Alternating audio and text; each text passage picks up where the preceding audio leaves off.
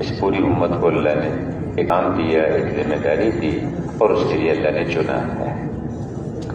میں کہ تم بہترین امت کو تمہیں اقوام عالم کے لیے بھیجا جا رہا ہے۔ اس امت کو اقوام عالم کے لیے بھیجا گیا۔ کس لیے بھیجا گیا؟ کہ ان کو نیکی کی طرف دعوت دیں، برائی سے منع کریں۔ یہ اس امت کا کام تھا۔ اور اس امت میں جو بھی ہیں، مالدار ہیں، غریب ہیں، شہری ہیں، دیہاتی ہیں، پڑھا لکھا ہے، ان پڑھ ہے، تو من حیث الامت اس پوری امت کو ایک ذمہ داری دی گئی، ایک کام کے لیے اس کو چنا گیا، بھیجا گیا اس کو، اور اس کے ایک ایک فرد کو بھی اللہ نے وہ ذمہ داری عطا فرمائی۔ میں یہ میرا راستہ ہے، میں لوگوں کو بلاتا ہوں اللہ کی طرف، حکمت کے ساتھ، بصیرت کے ساتھ، میرا بھی یہی کام ہے۔ اور جو میری اتباع کرنے والا، یعنی جو میرے اوپر ایمان لانے والا ہے، اس کا بھی یہی کام ہے۔ اللہ نے اس امت کے ایک ایک فرد کو بھی، جو بھی حضور پہ ایمان لایا ہے، عورت ایمان لائی ہے، مرد ایمان لایا ہے، ایک بڑی عمر کا آدمی ہے یا نوجوان ہے، جو بھی ایمان لایا ہے، اس کو اللہ نے یہ کام دیا، ایک ذمہ داری دی ہے۔ جب یہ امت اس ذمہ داری کو سامنے رکھ کے چل رہی تھی تو اللہ پاک اس اعتبار سے پھر اس کی تربیت فرماتے تھے۔ تو آدمی کی جو حیثیت ہوا کرتی ہے اس ذمہ داری کے بقدر ہوتی ہے، اور اس کا اجر بھی اسی حساب سے ہوتا ہے، اور اس کی تربیت بھی اسی اعتبار سے ہوتی ہے۔ ایک آدمی 2 ہاتھ، 2 پاؤں، 2 آنکھیں، ایک سر، 24 گھنٹے اس کے پاس ہیں، ایک سبزی کی ریڑھی لے کر محلے میں وہ سبزی فروخت کرتا ہے۔ اللہ اس کی اس حساب سے تربیت فرماتے ہیں کہ فلاں گھر والے اس طرح کی سبزی پسند کرتے ہیں اور فلاں گھر والے اس طرح کی چیز پسند کرتے ہیں، اور اسی اعتبار سے اس کو معاوضہ اور اس کی اجرت ملتی ہے۔ اسی طرح کا ایک اور آدمی، اس کے پاس بھی 24 گھنٹے ہیں، اور اس کے پاس بھی یہی 2 ہاتھ، 2 پاؤں، 2 آنکھیں ہیں، لیکن وہ اپنی حیثیت کو بدل کے 50 ملکوں میں سبزی کے کنٹینر بھیج رہا ہے، وہاں سے منگوا رہا ہے۔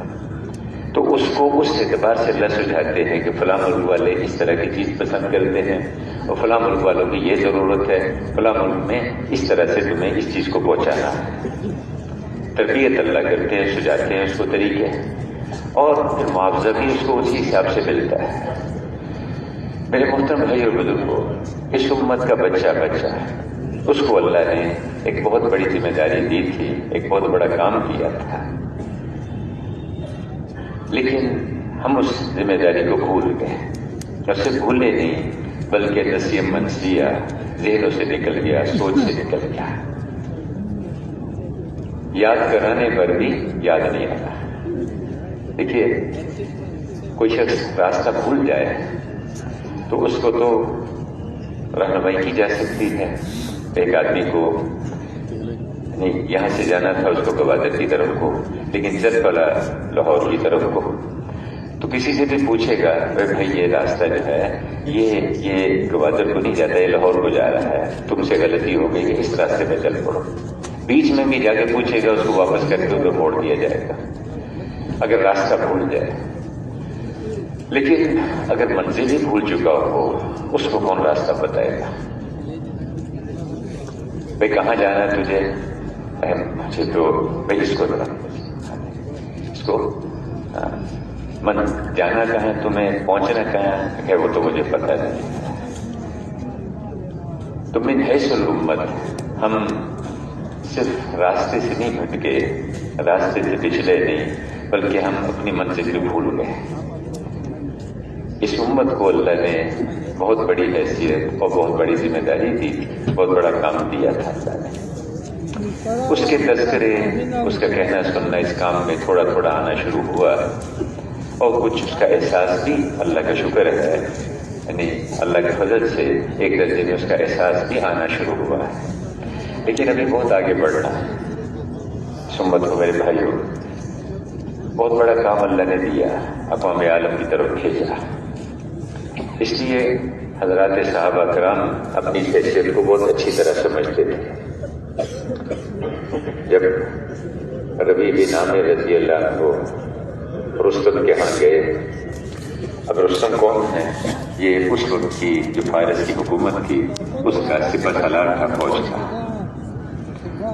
دو ہی حکومتیں تھی اس وقت، روم اور فارس کی.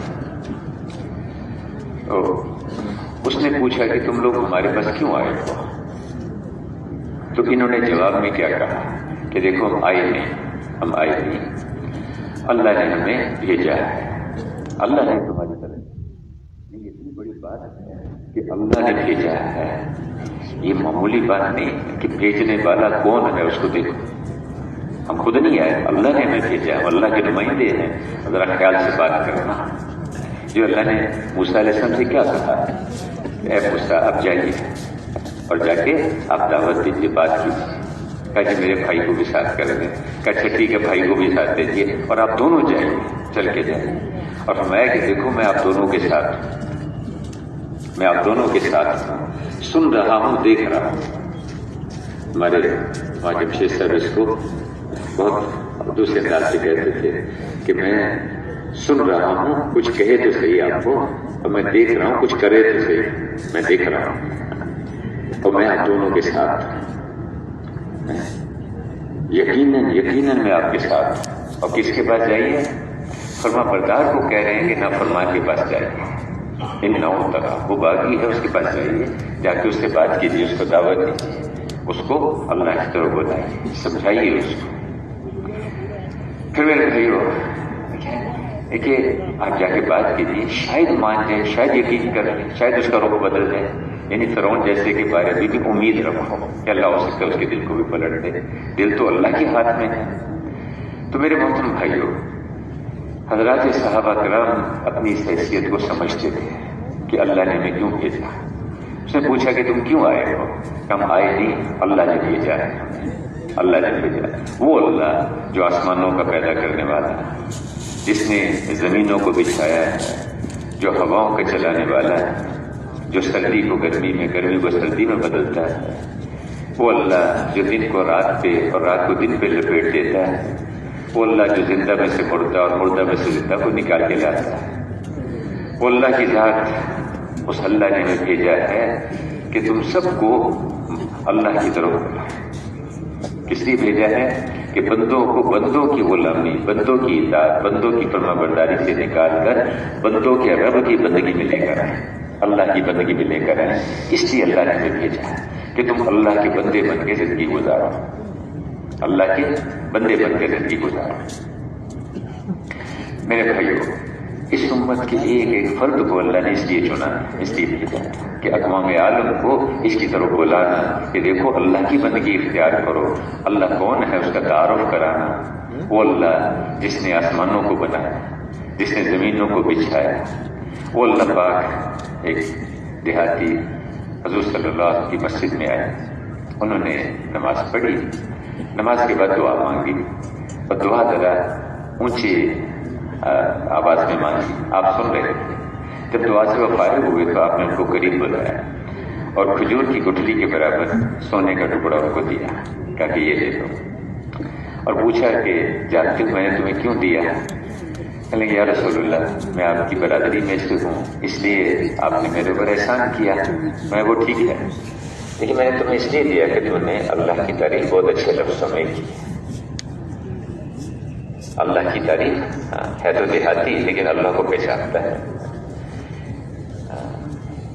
کہ اللہ کی ذات وہ ذات ہے جس کو آنکھیں دیکھ نہیں سکتی، اور تعریف بیان کرنے والے اس کی تعریف بیان نہیں کر سکتے. دن رات کی گردش اس کو ڈرا نہیں سکتی، اور جو دن رات کی جو مختلف حادثات ہیں وہ اس میں کوئی تبدیلی نہیں لا سکتا. وہ اس کا علم اتنا کامل ہے کہ پہاڑوں کے وزن کو جانتا ہے. کس پہاڑ میں کتنا وزن ہے، ہمالیہ میں، K2 میں، ایوریسٹ میں کتنا وزن ہے، پہاڑوں کے وزن کو جانتا ہے. سمندروں میں کتنا پانی ہے، کس سمندر میں کتنا پانی ہے، اس کو بھی وہ جانتا ہے. اس کا علم ایسا ہے کہ درختوں کے پتوں کی تعداد کو جانتا ہے، بارش کے قطروں کی تعداد کو جانتا ہے، دن جن چیزوں کو روشن کرتا ہے ان کی تعداد بھی اس کے علم میں ہے، اور رات جن چیزوں کو چھپا لیتی ہے اس کو بھی وہ جانتا ہے۔ دو آسمان اپنے درمیان میں اور دو زمینیں اپنے بیچ میں کوئی چیز اس کی نگاہ سے چھپا نہیں سکتی، وہ ذات ایسے علم والی ہے۔ پہاڑ اپنے غاروں میں اور سمندر اپنی تہوں میں کوئی چیز اس کی نگاہ سے پوشیدہ نہیں رکھ سکتے۔ اس اللہ کو پہچانو، اس اللہ کی مانو، اس کے بندے بن کے چلو۔ تو بندوں کو اللہ کی بندگی میں لانا یہ ہمارا کام ہے، اللہ کے بندے بن کے چلو۔ اللہ نے یہ سارا نظام تمہارے لیے پیدا کیا ہے، اور دنیا کو لے کر لکم، ساری دنیا تمہارے لیے پیدا کی ہے۔ اس انسان کو اللہ نے اس دنیا کے لیے نہیں بنایا، انسان کو اللہ نے اپنے لیے اور آخرت کے لیے بنایا ہے۔ انسان کو اللہ نے اس دنیا کے اس پہ اپنی ساری صلاحیتیں گم کر دے، اپنی ساری صلاحیتیں لگا دے، اس کے لیے یہ بڑا قیمتی ہے، بہت قیمتی ہے۔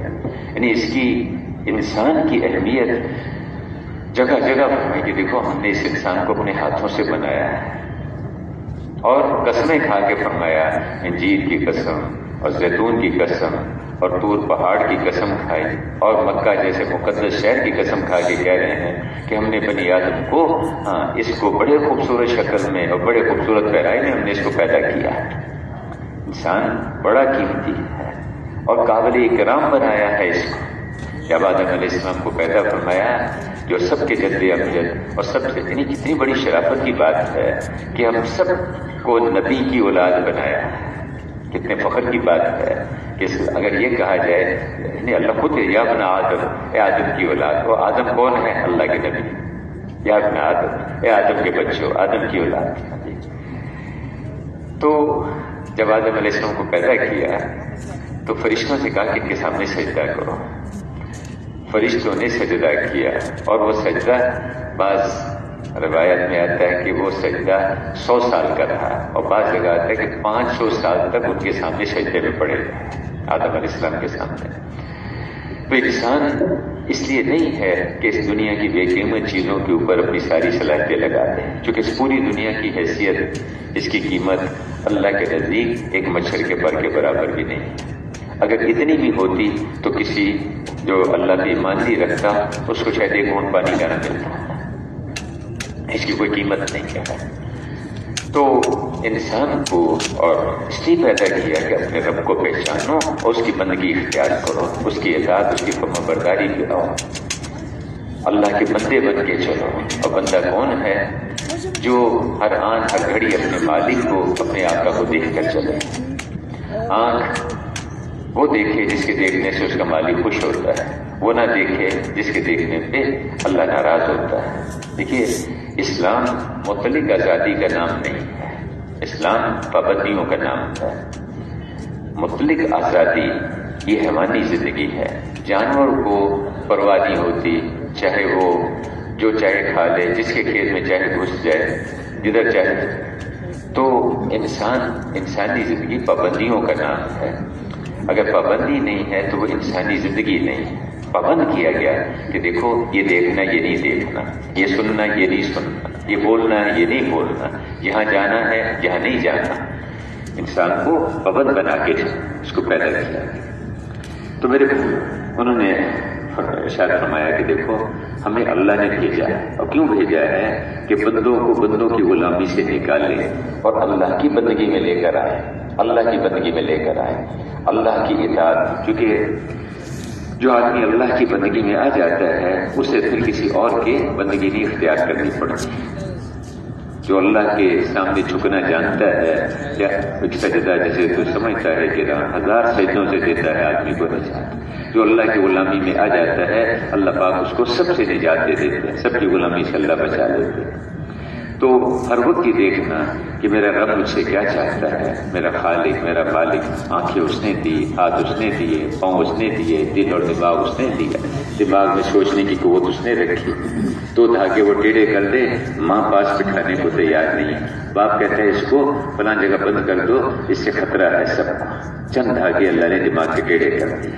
آنکھ میں دیکھنے کی قوت اس نے رکھی، ہاتھوں میں پکڑنے کی قوت اس نے رکھی، سب کچھ اللہ نے دیا۔ میں کہ آنکھیں ہیں لیکن دیکھتے نہیں ہیں، کان ہیں لیکن سنتے نہیں ہیں، دماغ ہے سوچتے نہیں ہیں کہ جو کرنا چاہیے وہ نہیں کرتے، جو سوچنا چاہیے وہ نہیں سوچتے، کہ اس اللہ کو پہچاننا اور اس کی بندگی پہ آنا۔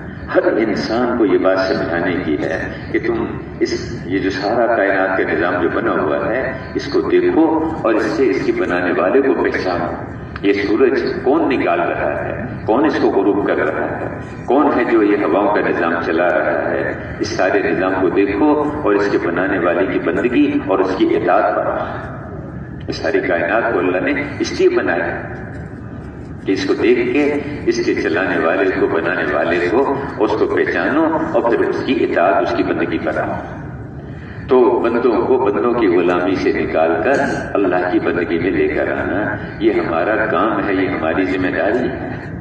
اس بندگی کا اظہار، یہ جتنی عبادات ہیں یہ اس ابدیت کی تربیت کے لیے، ابدیت کے لیے کہ میں اللہ کا بندہ ہوں، یہ اللہ نے حکم دیا، مجھے اس کو پورا کرنا ہے۔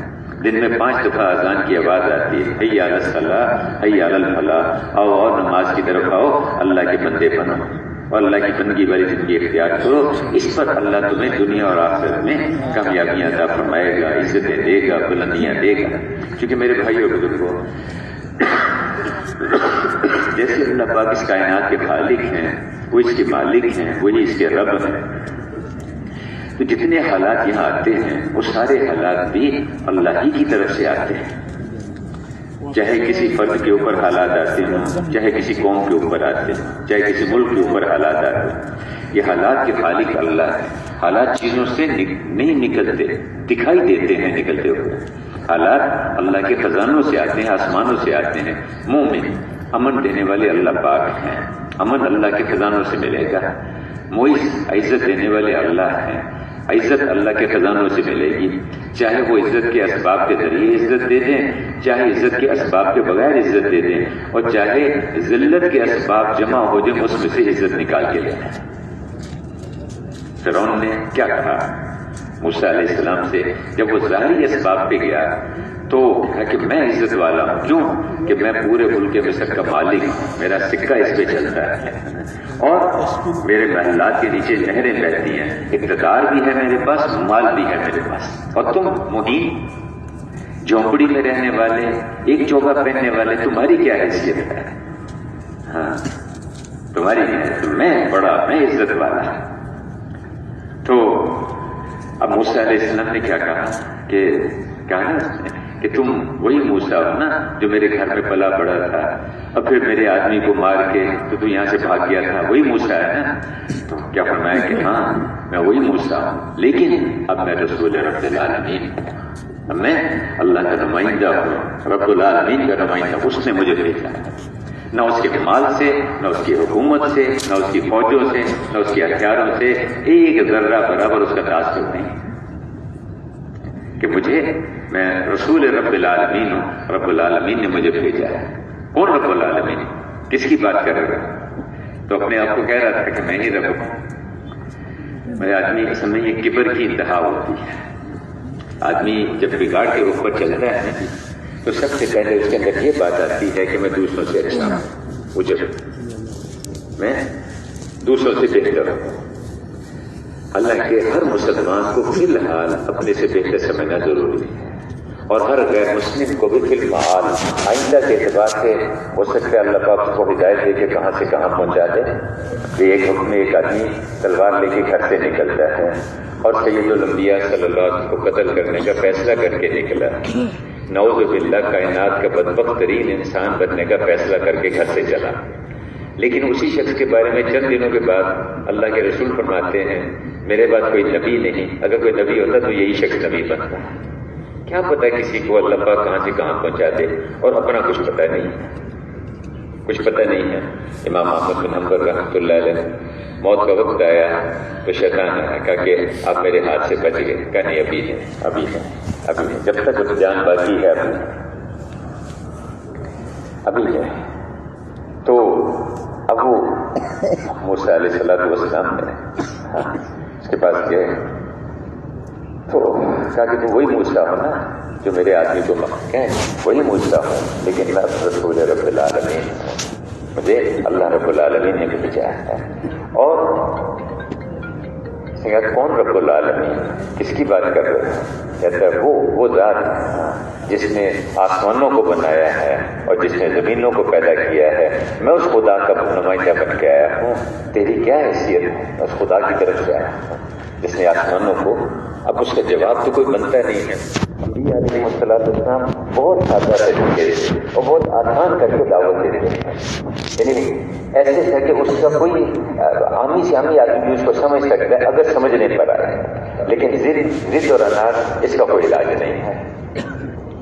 اب اس نے کہا کہ جواب تو تھا کوئی نہیں اس کا، تو اپنی کابینہ کو اور اپنے سارے بچوں وغیرہ بولا آؤ دیکھو یہ کیا کہہ رہا ہے، یہ کون ہے؟ یعنی جھونپڑی میں رہنے والا ایک فقیر آدمی اور میرے گھر میں پلا پڑا، وہ میرے سامنے آ کے کھڑا ہو گیا، یہ کیا کہہ رہا ہے، سنو اس کو. تو موسیٰ علیہ السلام نے کہنا کہ میں پورے ملک کا مالک ہوں، کہ میں اس خدا کی طرف سے آیا ہوں جو تیرے ملک سے آگے کے جو ملک ہیں، مشرق میں جتنے ملک ہیں اور تیرے ملک کے مغرب میں جتنے ملک ہیں، میں اس خدا کی طرف سے آیا ہوں. اس سے آگے کا کون مالک ہے اور ادھر کا کون مالک ہے؟ میں اس خدا کا نمائندہ بن کے تیرے پاس آیا ہوں اور اس کی طرف تجھے بلانے کے لیے آیا ہوں. اس کی مان، اس کی اطاعت، اس کی بندگی کرے، اس کی فرما برداری. نہیں سمجھ میں آئی بات. پھر اگلی بات کی کہ تو کہہ رہا ہے کہ تو ہی رب ہے. اچھا یہ بتا کہ تجھ سے پہلے کون تھا؟ تو کیسے وجود میں آیا؟ تیری ماں اور باپ کو کس نے پیدا کیا؟ اور ان کے ماں باپ کو، تیرے باپ دادا کو، اوپر والوں کو کس نے پیدا کیا؟ تو کہا خدا تو وہ ہے جس کو نہ کسی نے جنا اور نہ کوئی سے جنا گیا. خدا تو وہ ہے جو ازل سے ہے اور ابد تک ہے، نہ اس سے پہلے کوئی ہے نہ اس کے بعد کوئی ہے. وہی سب سے پہلے ہے، وہی سب سے آخر ہے. خدا تو وہ ہے. تو لیکن سمجھ میں نہیں آتی ضد. اور میں سمجھتا تھا کہ یہاں سے بات بگاڑ یہاں سے شروع ہوتا ہے کہ میں دوسروں سے بہتر ہوں، میں دوسروں سے اچھا ہوں. اس کے بعد پھر اگلا درجہ آتا ہے کہ آدمی پہلے تو یہ ہوتا ہے کہ میں یہ جو ہے نا کہ میں بہتر ہوں، یہ آدمی کو صحیح چیز سمجھنے نہیں دیتا. اور تقویٰ کس کو کہتے ہیں؟ تقویٰ کسے کہیں کہ آدمی اپنی نیکیوں میں سے برائیاں تلاش کرے، اس میں سے کمیاں تلاش کرے، اس کو کہتے ہیں تقویٰ. نماز تو پڑھی لیکن نماز کس یقین سے پڑھی، کس دھیان سے پڑھی، کس نیت و جذبے سے پڑھی، اور کیا فضائل کے استحضار کے ساتھ پڑھی اس نے. تو عمل تو کیا، بظاہر نیک عمل ہے، اس پہ تو اللہ کا شکر ادا کرنا ہے، اللہ کی توفیق سے ہوا، لیکن اس میں کتنی کمیاں رہ گئی، کتنی کمیاں ہیں. یہ اللہ کے رسول بھی آخر میں استغفار کر رہے ہیں. ساری زندگی 23 سال دن رات محنت کی اور آخر میں اللہ مغفر لی وارحمنی والحقنی بالرفیق الاعلیٰ، اے اللہ مجھے معاف کر دے، میرے اوپر رحم فرما دے. تو اپنی نیکیوں میں سے کمیاں تلاش کرنا، اس کو تقویٰ. اب بیٹھے ہیں یہاں پر کس جذبے سے بیٹھے؟ اللہ تو جانتے ہیں کس دھیان کے ساتھ بیٹھے ہوئے ہیں، کس نیت سے بیٹھے ہوئے ہیں. بات کرنے والا کس نیت سے کر رہا ہے؟ اس لیے ہوتا ہے کہ اللہ تمہارے چہروں کو نہیں دیکھتے، تمہارے مالوں کو نہیں دیکھتے، تمہارے دلوں کو دیکھتے ہیں اور تمہارے عملوں کو دیکھتے ہیں. تم کس جذبے کے ساتھ بیٹھے.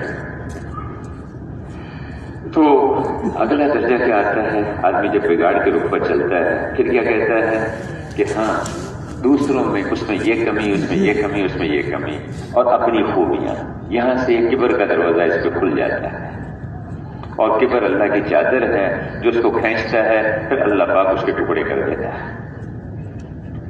دوسروں میں کمیاں تلاش کرنا، ان میں خامیاں دیکھنا. ہر مسلمان میں خوبیاں دیکھنا، ہر مسلمان میں اچھائیاں دیکھنا.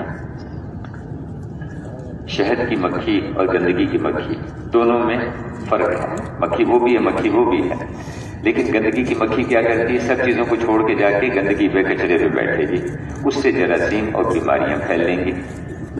اور جو شہد کی مکھی ہے وہ سب چیزوں کو چھوڑ کے پھولوں پہ جا کے بیٹھے گی، اس کا رس نچوڑ کے اسے شہد بنتا ہے اور شہد سے لوگوں کو شفا ملتی ہے. تو جو لوگوں کی خامیاں دیکھنے کا رخ اختیار کرے گا وہ معاشرے کے لیے بگاڑ اور پریشانیوں کا ذریعہ بنے گا، اور جو دوسروں میں خوبیاں دیکھنے کا رخ اختیار کرے گا وہ معاشرے میں اور ماحول میں اور خاندانوں اور برادریوں میں ان کے لیے جوڑ اور اجتماعیت کا ذریعہ بنے گا. تو اب یہاں سے آدمی کبر کے رخ پہ آ جاتا ہے. پھر یہاں بھی نہیں رکتا، پھر اس سے اگلا قدم آتا ہے۔ اگلا قدم کیا ہے کہ سب خوبیاں میرے اندر ہیں اور سب خامیاں دوسروں میں، سب خامیاں دوسروں کے اندر ہیں، سب خوبیاں میرے اندر ہیں۔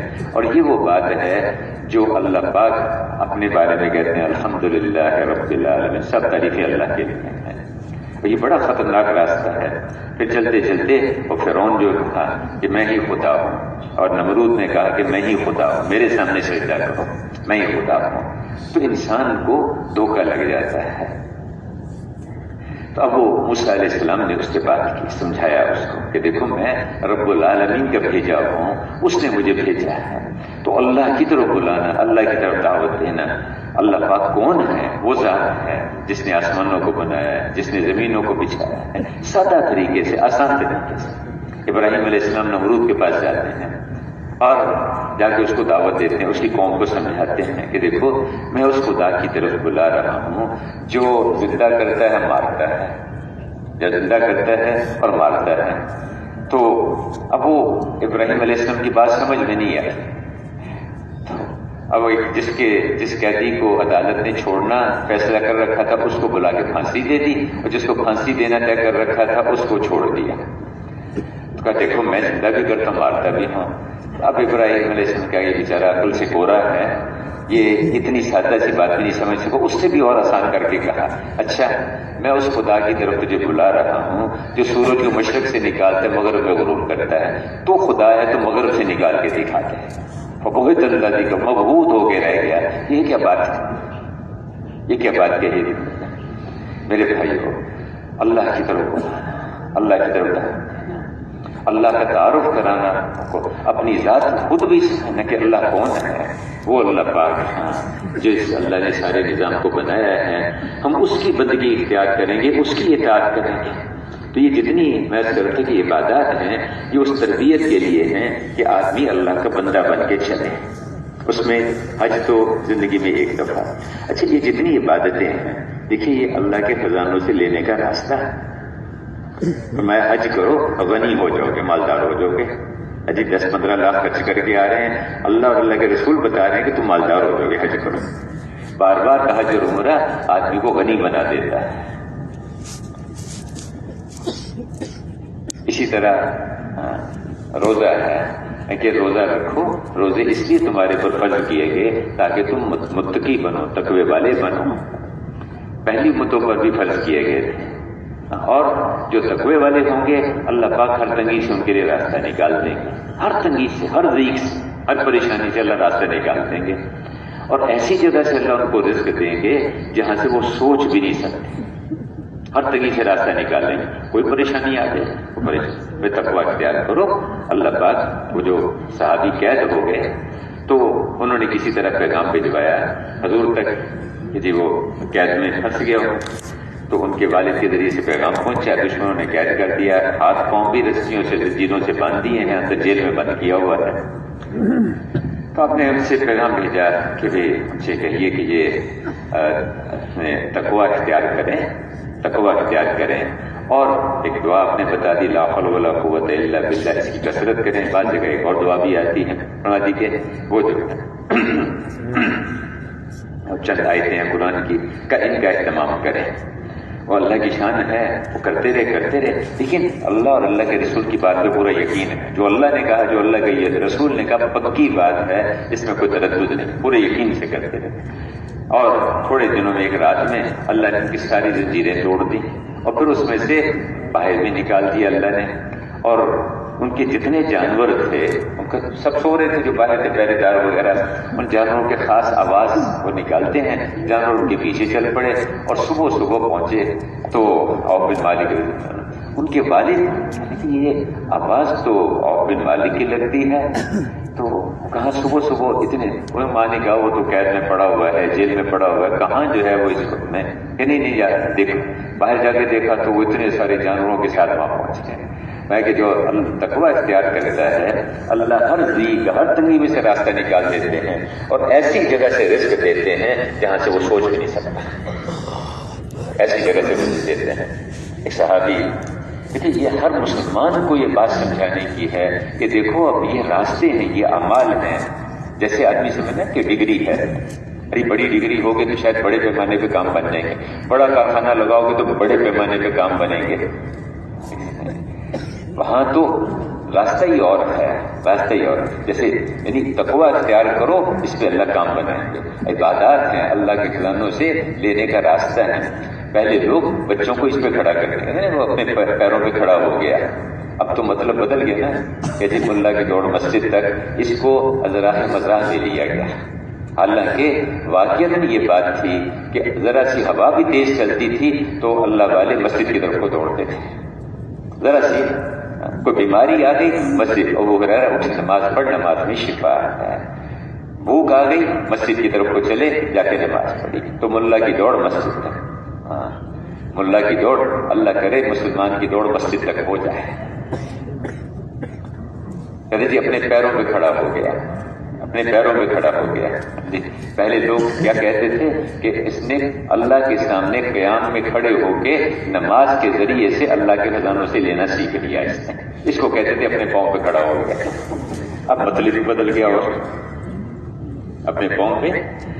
تو بچوں کی تربیت اس شوق سے کرتے تھے کہ بچے اللہ کے خزانوں سے لینے والے بنے، اعمال کے ذریعے سے. محمد بن سیرین رحمۃ اللہ علیہ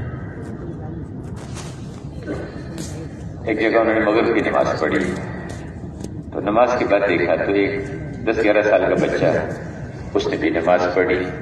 نماز کے بعد وہ نفلوں میں کھڑا ہو گیا، نفل پڑھے اس نے، اس کی نماز کو دیکھتے رہے، بہت متاثر ہوئے اس کی نماز سے. نماز کے بعد اس نے دعا مانگی، کافی دیر تک دعا مانگتا رہا، اس کی دعا کو بھی دیکھتے رہے. جب وہ نماز اور دعا سے فارغ ہوا تو اس کو قریب بلا کہ بیٹا بات سنو. کہتے بیٹا تمہارے والد کا نام کیا ہے؟ یہ کہ میں ان سے ملنا چاہتا ہوں، انہوں نے تمہاری بہت اچھی تربیت کی. اچھی تربیت کیا مراد؟ کہ تمہیں نماز کے ذریعے اللہ کے خزانوں سے لینے کا رخ قائم کیا ہے، بہت اچھی تربیت کی ہے. اس نے کہا کہ میرے تو والد کا، میں چھوٹا سا تھا، ان کا انتقال ہو گیا تھا، تو میری تربیت تو میری والدہ نے کی ہے. اللہ میرے بھائیو، کیا مائیں تھیں، کیا گودیں تھیں جن میں ایسے بچے پیدا ہوتے تھے، ایسے بچے. کیا طارق بن زیاد، قتیبہ بن مسلم، محمد بن قاسم، موسیٰ بن نصیر، پوری دنیا کو انہوں نے، اللہ اکبر، ماؤں کی تربیت تھی، گھروں کا ماحول تھا. تو کہنے لگے کہ میری ماں نے میری تربیت کی. اچھا. پھر خیال آیا کہ تو بچہ تو یتیم ہے. کہنے لگے کہ بیٹا میں تمہیں اگر تو تمہیں اپنی تربیت میں لے لوں، اپنی پرورش میں لے لوں. پہلے لوگوں کو شوق ہوتا تھا کہ کوئی یتیم بچہ ہے گھر خاندان میں، رشتے داروں میں، اس کو شوق سے رکھتے تھے. فرمایا اللہ کے رسول نے، اس کا مفہوم ہے کہ تمہارے گھروں میں سے وہ گھر سب سے اچھا گھر ہے، یعنی اس میں ٹائلیں اتنی لگی ہوئی ہوں، اس کے جو ہے نا جی آگے لان بھی بنا ہوا ہو، اس کے رنگ اور روغن اس طرح کے. کیا کہا؟ تمہارے گھروں میں سے سب سے اچھا گھر وہ ہے جس گھر میں کوئی یتیم بچہ ہو اور اس کے ساتھ اچھا سلوک ہوتا ہے. وہ سب سے اچھا گھر ہے تمہارے گھروں میں. اور کسی شخص کے دل میں سختی ہے، وہ چاہتے ہیں کہ اس کے دل میں نرمی آ جائے، تو یتیم بچوں کے سر بھی شفقت سے ہاتھ پھیرا کرے.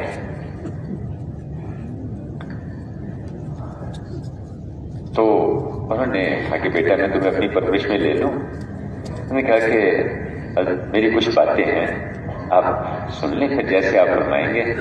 کیا بات؟ چچا مجھے بھوک لگتی ہے، پیاس لگتی ہے، آپ مجھے کھانے پینے کو دیا کریں گے؟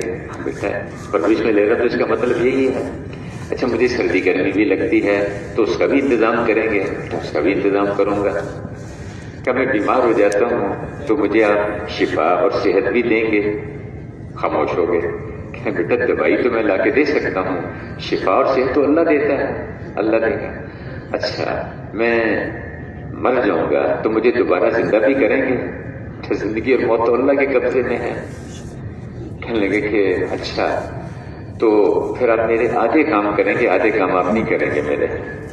تو مجھے اس اللہ کی ذمہ داری میں رہنے دے جو مجھے کھلاتا پلاتا ہے، سردی گرمی سے بچاتا ہے، میں بیمار ہو جاتا ہوں تو مجھے تندرستی دیتا ہے، میں مر جاؤں گا تو مجھے دوبارہ زندہ کرے گا۔ یہ ایمان کسی ماں نے سکھایا اس کو، کسی ماں نے اس کی تربیت کی۔ میرے بھائیو، اللہ کے بندے بننا سیکھنا ہے۔ نماز، عبادات، یہ سب عبادات اللہ کے خزانوں سے لینے کے راستے ہیں۔ تقوی اختیار کرنا، تو جو روزہ رکھے گا اللہ اس کو تقوی دے گا، اور تقوی پر اللہ ہر تنگی سے راستہ نکال دے گا، ایسی جگہ سے رزق دے گا جہاں سے سوچ بھی نہیں سکتے۔ ایک صحابی کعب بن مقداد رضی اللہ ایک جگہ جنگل میں فارغ ہونے کے لیے بیٹھے تو دو چوہے کھیلتے ہوئے آ گئے۔ انہوں نے اپنی ٹوپی اتار کے ایک چوہے پر رکھ دی، دوسرا چوہا پریشان ہو گیا اپنے ساتھی کی وجہ کہ میرا تو ساتھی پکڑا گیا، تو ادھر ادھر دیکھتا رہا، جب نہیں انہوں نے چھوڑا تو چلا گیا۔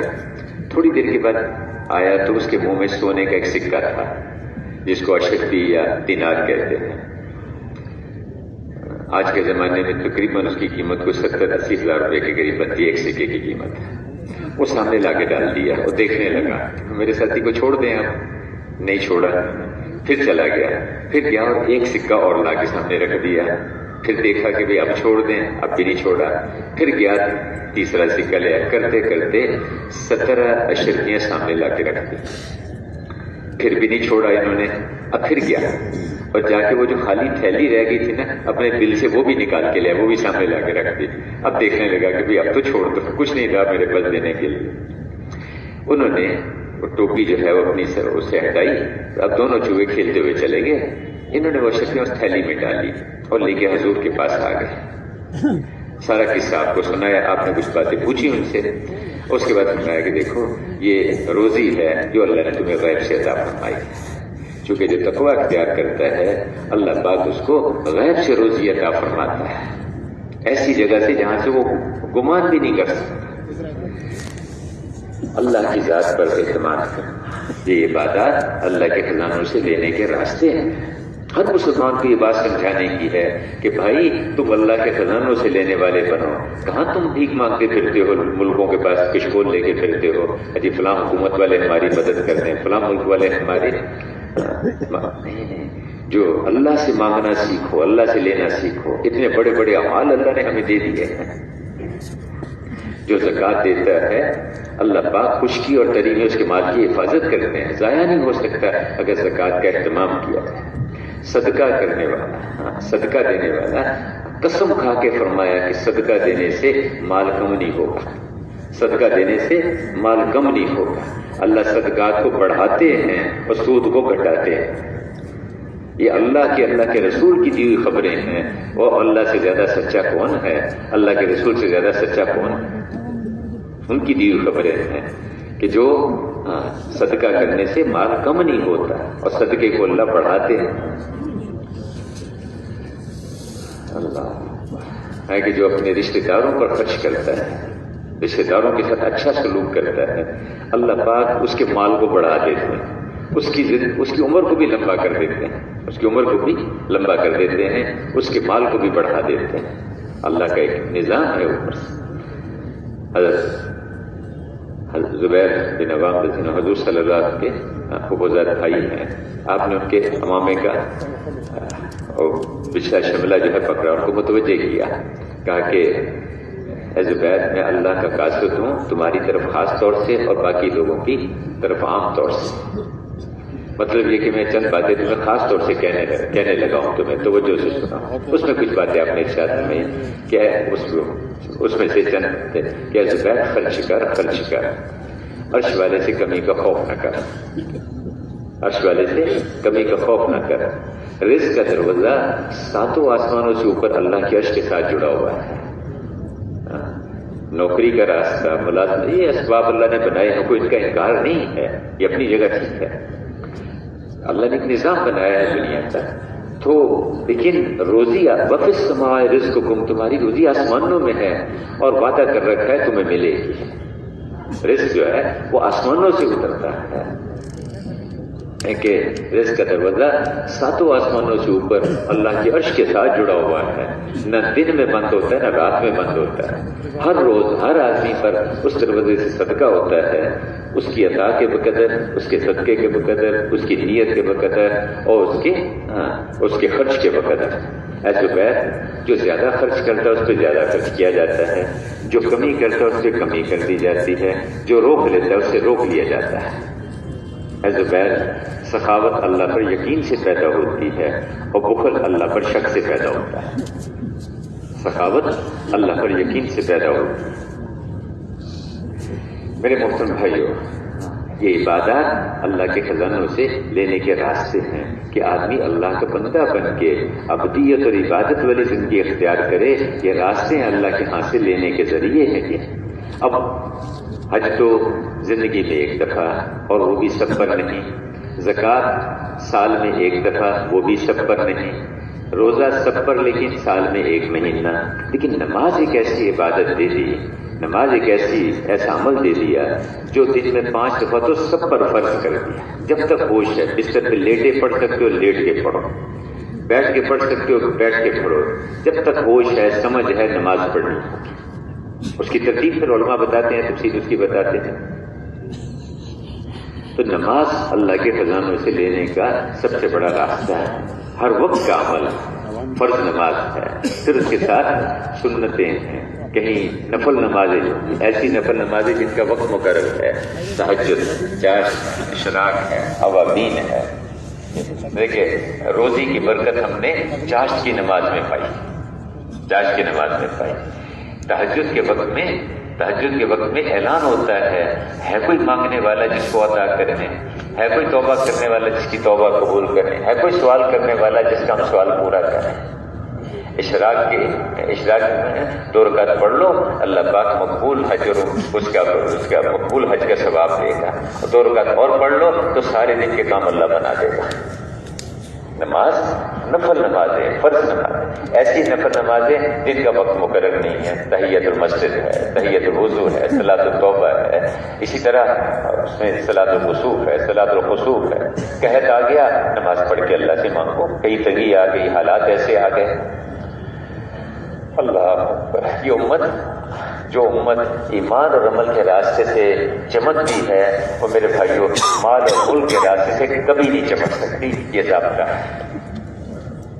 جو امت ایک دفعہ مال اور یعنی عمل اور ایمان اور عمل والے راستے سے عزتیں پاتی ہے، اس کو مال کے راستے سے کبھی عزت نہیں ملے گی، اسے حکومتوں کے راستے سے کبھی عزت نہیں ملے گی۔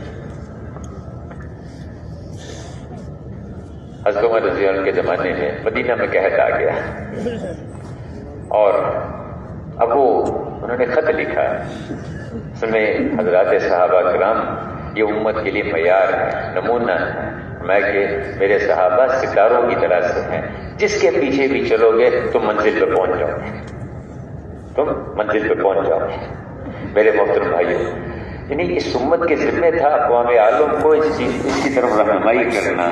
ہم یہ سو گئے دادا، خود ہی بول گئے کہ ہمیں کیا کرنا ہے، کس لیے اللہ نے ہمیں بھیجا ہے۔ تو حضرات صحابہ کرام کی جتنی زندگی ہے یہ سب امت کے لیے نمونہ ہے، امت کے لیے معیار ہے۔ حضرت عمر رضی اللہ عنہ کے اب مدینہ میں قحط آ گیا، پریشانی ہوئی اور پریشان ہوئے بہت کہ میرے زمانے میں میرے ہوتے ہوئے امت جو ہے وہ امت جو ہے میری ہلاک ہو جائے گی، حضور کی امت ہلاک ہوگی، اس پہ بہت غلط۔ انہوں نے خط لکھا عمر بن عاص رضی اللہ عنہ، وہ مصر میں تھے، اس وقت کہا کہ تم مصر میں ہو اور وہاں ہر قسم کی فراوانی ہے اور یہاں مدینہ میں قحط ہے۔ تو انہوں نے کہا جی میں اتنا سامان بھیجوں گا کہ اونٹ کا پہلا جو قافلے کا پہلا اونٹ جو سامان سے لدا ہوا ہوگا مدینہ میں ہوگا اور آخری مصر میں ہوگا۔ بھیجا، اتنا لمبا چوڑا قافلہ بھیجا، سامان آیا وہاں سے، اور لیکن قحط پھر بھی دور نہیں ہوا۔ اسباب جتنے چاہے جمع کر لو، معاملہ تو آسمانوں سے چلتا ہے، حالات کے خالق اللہ ہیں، رب وہ ہے، مالک وہ ہے، اس کا نظام چلتا ہے، جتنا چاہے ہوگا۔ چیزوں کی قیمتیں آسمانوں سے طے ہوتی ہیں، کہ ہر روز بیت اللہ پہ ایک فرشتہ اترتا ہے، جھنڈا گاڑتا ہے اور اعلان کرتا ہے کہ آج دنیا کی فلاں منڈی میں فلاں چیز کا یہ بھاؤ ہوگا اور فلاں چیز کا یہ بھاؤ ہوگا۔ فیصلے آسمانوں پہ ہوتے ہیں، آسمانوں سے طے ہوتا ہے، تو کیا دور نہیں ہوا۔ ایک صحابی انہوں نے بکری ذبح کی، جب بکری ذبح کی تو اس میں سے سوائے خون کے اور ہڈیوں کے کچھ نہ نکلا۔ اتنی قحط کی وجہ سے جانور بھی خشک ہو جاتے ہیں، گوشت بھی نہیں اس میں سے، بالکل ہڈیوں کے ساتھ لگ گیا۔ جب وہ ذبح کیا تو خون اور ہڈیوں کے سوا کچھ نہ نکلا تو ایک چیخ ماری اور کہا واہ محمد، واہ محمد، کہ یعنی اگر حضرت محمد صلی اللہ علیہ وسلم کا زمانہ ہوتا تو ہمارے ساتھ یہ تو نہ ہوتا۔ اور اس کے غم کی وجہ سے بے ہوشی اور غنودگی ہو گئی، بے ہوشی کی سی کیفیت ہو گئی۔ تو تھوڑی دیر کے بعد اس میں اسی بے ہوشی میں ہی اور غنودگی میں ہی خواب دیکھا جس میں حضور صلی اللہ علیہ وسلم کی زیارت ہوئی اور فرمایا کہ میں تو عمر کو بڑا عقل مند سمجھتا تھا، سمجھدار آدمی سمجھتا تھا۔ اتنے میں ان کی آنکھ کھلی، آنکھ کھلتے ہی گئے حضرت عمر رضی اللہ عنہ کے پاس، وہ اندر تھے تو باہر سے آواز دی، پوچھا کون کا؟ رسول اللہ صلی اللہ علیہ وسلم، کہ اللہ کے رسول کا قاصد آیا ہے۔ اچھا حضرت عمر نے جب یہ بات سنی تو تھوڑی دیر کے لیے بھول گئے کہ تو حضور کا تو وصال ہو چکا ہے۔ فوراً دوڑے باہر کی طرف کو کہ بے حضور نے بلایا، حضور کا تیری طرف سے آدمی آیا۔ آتے ہوئے خیال آیا بیچ کہ حضور کا تو وصال ہو چکا ہے۔ پھر آگے اسے پوچھا کیا بات ہے؟ اس نے کہا جی کہ یہ واقعہ میرے ساتھ پیش آیا ہے۔ کہا اچھا۔ اس کو ساتھ لیا اور مسجد میں آ گئے، الصلاۃ جام، الصلاۃ جام، اور لوگوں کو جمع کر لیا۔ فوراً کوئی بھی مسئلہ آ جائے تو مشورے میں بیٹھنا، مشورے والوں کی طرف رجوع کرنا، یہ بہت بڑی نعمت ہے جو اللہ نے ہمیں دی ہے۔ اس زمانے حضرت فرماتے تھے کہ پہلی صدی کا ہیرا ہے جو اللہ نے تمہیں دیا ہے، اس میں سے اللہ کے فضل سے ایک مشورے کا نظام اللہ نے ہمیں دے دیا۔ مسجد کی جماعت آپس میں مشورہ کرتی ہے، وہ بات سمجھ میں نہیں آتی اپنے منگل کے مشورے میں رکھ لیتے ہیں، وہاں بات سمجھ نہیں آتی اپنے مکی مسجد میں، مدنی مسجد میں بڑے مشورے والوں کے پاس آ جاتے ہیں، وہاں کوئی بات نہیں ہوتی اپنے ریوٹ والے حضرات کے پاس چلے جاتے ہیں۔ اللہ، اور ایسی ساری دنیا کے ملکوں کا، یعنی اس دفعہ تقریباً کوئی کتنے ملکوں کے مہمان تشریف لائے ہوئے تھے، ان کے بڑے سب بڑے حضرات سے پوچھ کے چلتے ہیں۔ اللہ نے کرم کیا میرے بھائیو، مشورے کا نظام اللہ نے ہمیں دے دیا، مشورے سے صلاحیتیں ٹھکانے لگتی ہیں، استعدادیں صحیح جگہ خرچ ہوتی ہیں۔ تو فوراً جمع کیا ساتھیوں کو، کہا کہ پوچھا ان سے کہ یہ بتاؤ مجھے کہ میں حضور صلی اللہ علیہ وسلم کے زمانے میں جیسا تھا مجھ میں کوئی فرق، کوئی تبدیلی تو نہیں آئی؟ انہوں نے دیکھا، کہا کہ جیسے آپ حضور کے زمانے میں تھے آج بھی آپ اسی طرح سے ہیں، کیونکہ صحابہ کرام کے ہم معیار یہی تھا کہ جس پہ ہمیں اللہ کے رسول چھوڑ کے گیا ہم نے اسی پہ رہنا، ہم نے ادھر ادھر نہیں جانا۔ حضرت حفصہ رضی اللہ عنہ، حضرت عمر رضی اللہ کی صاحبزادی، حضور کی زوجہ محترمہ، ان کو کچھ صحابہ کرام نے آپس میں سوچا، پہلے انہوں نے پھر حضرت حفصہ رضی اللہ عنہ سے کہا کہ جا کے حضرت عمر سے اپنے والد صاحب سے درخواست کرو ہماری طرف سے، لیکن ہمارے نام نہ بتانا، ان سے کہنا کہ کچھ اپنے اوپر رحم کریں، آپ اتنی مشقت میں اتنی تنگی میں آپ گزارا کرتے ہیں، اللہ نے اب آسانیاں کر رکھی ہیں، ملک فتح ہو رہے ہیں، کچھ تو آپ اپنے اوپر آسانی کریں۔ تو اور کہا ہمارے نام نہ بتانا جب تک ان کی دائرہ معلوم ہو جائے۔ حضرت عمر رضی اللہ عنہ کے پاس آئیں، آ کے عرض کیا، کہا کہ تمہیں کس نے بھیجا ہے؟ کہنے لگی کہ آپ کی رائے پہلے معلوم ہو جائے۔ کہا بیٹی یہ بتا، تو حضور کے گھر میں رہی ہے، یہ بتا کہ حضور کا بستر کیسا تھا، حضور کا کھانا کیسا تھا، حضور کا سارا پوچھے، ایک ایک چیز پوچھی۔ اس کے بعد ایک بات کہی، کہ دیکھو میرے دو ساتھی تھے، ایک ساتھی ایک راستے میں چلا، وہ اپنی منزل پہ پہنچ گیا، دوسرا اس کے پیچھے اس کے قدم پہ قدم رکھ کے چلا، وہ بھی منزل پہ پہنچ گیا۔ اب میں نے چلنا شروع کیا ہے، اگر میں ان کے قدموں پہ نہیں چلوں گا، ادھر ادھر ہو جاؤں گا تو میں ان سے نہیں مل پاؤں گا، میں ان تک نہیں پہنچ پاؤں گا، یہ تو میں نہیں کروں گا۔ یہ تو نہیں ہوگا کبھی، میں تو انہی کے قدموں کے نشانوں پہ قدم رکھ کے چلوں گا، مجھے تو وہی پہنچنا ہے۔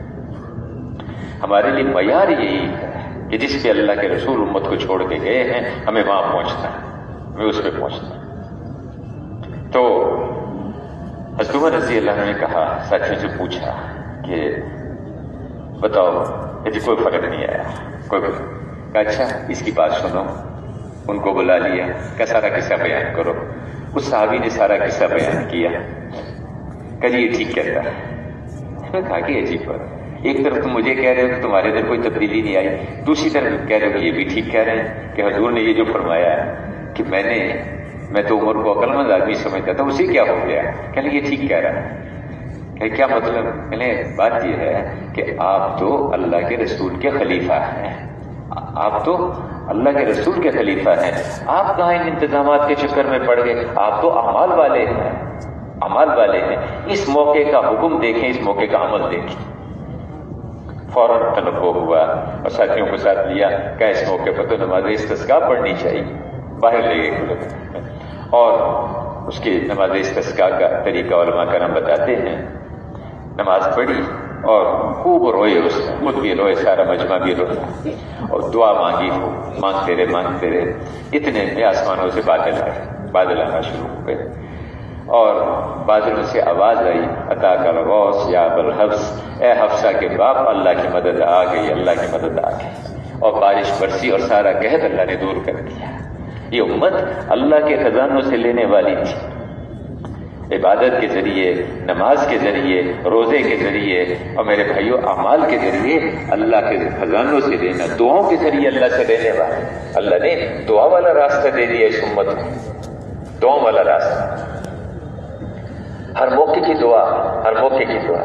اللہ سے مانگنا بنی آدم کی خوش قسمتی ہے اور اللہ سے نہ مانگنا یہ بنی آدم کی بدبختی ہے۔ جو مانگتا رہتا ہے اللہ سے، میں دعا ضرور قبول کرتا ہوں جب تک یہ نہ کہنے لگے کہ میری دعائیں قبول نہیں ہوتی۔ ہاں، اس کی قبولیت کی کچھ شرائط ہیں۔ اگر مال حرام ہوگا تو دعا قبول کیسے ہوگی اس کی؟ اگر حرام مال سے پل رہا ہے، حرام مال جو ہے اس کو بہن رہا ہے، اس کی دعا کیسے قبول ہوگی اس کی؟ تو اس کی کچھ شرائط بھی ہیں۔ تو دعا اللہ پاک ہاں اس کی قبولیت کی کہ یا تو وہی چیز مل جاتی ہے جو مانگتا ہے اگر اس کے لیے مفید ہوتی ہے، یا اس سے کوئی بہتر چیز اللہ دوسری چیز دے دیتے ہیں جو زیادہ اس کے لیے مفید ہوتی ہے، یا اس دعا کے بدلے میں کوئی پریشانی اس کی دور کر دیتے ہیں۔ اور کبھی ایسے بھی ہوتا ہے کہ دنیا میں اس کا کوئی اثر ظاہر نہیں ہوتا بلکہ اس دعا کو آخرت میں ذخیرہ رکھ لیا جاتا ہے۔ پھر ہر دعا کے بدلے میں جو دنیا میں اس کا اثر ظاہر نہ ہوا، آخرت میں اس پہ اللہ پاک وہ کچھ دیں گے کہ اس کی تمنا کرے گا کہ کاش دنیا میں میری کوئی بھی دعا قبول نہ ہوتی۔ اور پھر اللہ کے رسول نے جو دعائیں بتائی ہیں، اللہ اکبر، ہر موقع کی دعا، ہر موقع کا عمل۔ اور یہ وہ دعائیں ہیں جنہوں نے قبولیت کے راستے دیکھے ہوئے ہیں، جنہوں نے اللہ کے عرش تک پہنچنا دیکھا ہوا ہے۔ یہ وہ دعائیں ہیں اللہ کے رسول کی بتائی ہوئی دعائیں۔ عجیب میرے بھائیوں، ہر موقع کی دعا، نیا کپڑا پہننا ہے کون سی دعا پڑھنی ہے، عام کپڑا پہننا ہے کون سی دعا پڑھنی ہے، کھانا کھانے کی دعا ہے، گھر سے نکلنے کی دعا ہے، گھر میں داخل ہونے کی دعا بتا دی، بیت الخلاء میں جانے کی دعا، بیت الخلاء سے نکلنے کی دعا بتا دی۔ اور ان دعاؤں کے پھر اللہ پاک نے اس کے اثرات رکھے۔ آدمی گھر میں داخل ہوتا ہے اور السلام علیکم کہے، کوئی ہو یا نہ ہو، اونچی آواز میں سلام کرے اور درود شریف پڑھے اور بسم اللہ کے ساتھ سورۃ اخلاص پڑھے تو اللہ پاک اس گھر سے روزی کی تنگی کو دور کر دیتے ہیں۔ یہ وظیفہ کس کا بتایا ہوا ہے؟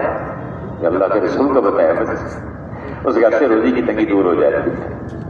جب کھانے بھی بیٹھا تو بسم اللہ پڑھ کے بیٹھا، داخل ہوا بسم اللہ پڑھ کے داخل ہوا، تو شیاطین اور جنات ایک دوسرے کو کہتے ہیں بھائی نکلو یہاں سے، نکلو یہاں سے، اس گھر میں نہ تمہیں کھانے کو ملے گا نہ ٹھہرنے کو جگہ ملے گی، تمہیں نکلو یہاں سے۔ جس گھر میں قرآن کی کثرت سے تلاوت ہوتی ہے اس گھر کے عیال کثیر ہو جاتے ہیں اور اس گھر سے شیاطین نکل جاتے ہیں. جس گھر میں قرآن کی تلاوت ہوتی ہے اللہ کی، تو یہ عبادات اللہ کے خزانوں سے لینے کا راستہ ہے. یہ جو کہا کہ ہم اس لیے آئے ہیں کہ بندوں کو بندوں کی بندگی سے نکالے اللہ کی بندگی میں لے کے آئیں. ارے بھائی اللہ کے بندے بنو، اللہ کی اطاعت میں چلو، اللہ کے خزانوں سے فائدہ اٹھاؤ. اور اللہ کا ہر خزانہ، اللہ کی ہر صفت ایک خزانہ ہے اور اللہ کے خزانوں سے مخلوق کا لفظ نہیں آتا. اللہ کے خزانے لامحدود ہیں، لا انتہا ہیں، لا انتہا ہیں اللہ کے خزانوں میں. اور میرے بھائیو، اگر سب لوگ مل کے، سب اولین اور آخرین سب اللہ سے مانگنا شروع کریں تو اللہ کے خزانوں میں اتنی کمی بھی نہیں آئے گی جتنی سمندر میں سوئی کا ناکہ سوئی ڈالنے سے اس کے ناکے میں سوراخ میں جو ذرا سا پانی جائے اتنی کمی بھی نہیں آئے گی. اللہ کے خزانوں میں جو مانگے اللہ سے، عزت مانگے گا اللہ اس کو عزت دے گا، امن مانگے گا اللہ اس کو امن دے گا، جو حفاظت مانگے گا اللہ اس کی حفاظت کرے گا. تو اعمال بتا دیے، دعائیں بتا دی، تو یہ اعمال اللہ کے خزانوں سے لینے کے راستے ہیں. تو ساری دنیا کے انسانوں کو یہ سمجھانا چاہیے. کیا تم کن چکروں میں پڑ گئے؟ جی فلاں ملک والوں سے لو، فلاں ملک سے لو. جو مخلوق سے لینے کا راستہ اختیار کرتا ہے اللہ پاک اس کو مخلوق کے حوالے کر دیتے ہیں کہ جاؤ دے. اور جو اللہ سے لینے کا دروازہ کھولتا ہے اللہ پاک اس کو دنیا میں بھی دیں گے، آخرت میں بھی دیں گے اس کو. اللہ پاک جو ہے نا اپنی شان کے مطابق پھر دیتے ہیں. اگر تم سارے کے سارے فقیر ہو اللہ غنی ہے، اللہ دینے والے ہیں. اور جو کچھ بندوں کے پاس ہے سب ختم ہو جائے گا، جو اللہ کے پاس ہے وہ کبھی ختم نہیں ہوگا، ہمیشہ اس کے پاس رہے گا. اللہ سے مانگنا، اللہ سے لینا. دعا والا یعنی بدر میں اب غور فرمائیں کہ 313 ہیں صحابہ اور اکثر خالی ہاتھ، کوئی ہتھیار، چند ہتھیاروں کے علاوہ کوئی ہتھیار پاس نہیں، کوئی سواری پاس نہیں. اور سامنے پرلی طرف 1000 کفار اور سارے ہتھیاروں سے لدے ہوئے پوری تیاری کر کے آگے میدان میں. اب اللہ کے رسول صلی اللہ علیہ وسلم نے کیا کیا؟ جی فلاں ملک والوں سے کہو کہ ہماری مدد کریں آ کے. اچھا جی ہمارے ساتھ جو ہے نا جی ہمارے کیا کیا کہ وہاں ایک جگہ عریش، اس میں ان کے لیے ایک عریش کیا کہتے ہیں اس کو، یعنی چھپر سا بنایا گیا. اس کے نیچے ساری رات آپ نماز اور دعا یا حی یا قیوم بے رحمت، اے ہمیشہ زندہ رہنے والے اور اے ہستیوں کو قائم کرنے والے رکھنے والے، تیری رحمت کی دعائی ہے، تیری رحمت کا واسطہ ہے. یا حی یا قیوم بے رحمتک نستغیث، یا حی یا قیوم بے رحمتک. ساری رات دعا مانگتے رہے. اللہ باہر سعد بن معاذ رضی اللہ عنہ پیرے پہ کھڑے تھے. سعد بن معاذ بہت بڑے آدمی، علماء کرام ہیں کہ ان کا انصار میں، یہ انصاری صحابی شروع میں ایمان لانے والوں میں سے اپنے قبیلے بنو اشر کے سردار تھے، ہے کہ ان کا انصار میں وہ مقام ہے جو ابو بکر رضی اللہ عنہ کا مقام ہے. مہاجرین ان کا وہ مقام ہے. ساری رات باہر پیرے میں کھڑے رہے. صبح کے وقت میں حضرت ابو بکر رضی اللہ عنہ حاضر ہوئے کہ یا رسول اللہ بس کر دیں، اللہ کی مدد آ گئی، اللہ کی مدد آ گئی.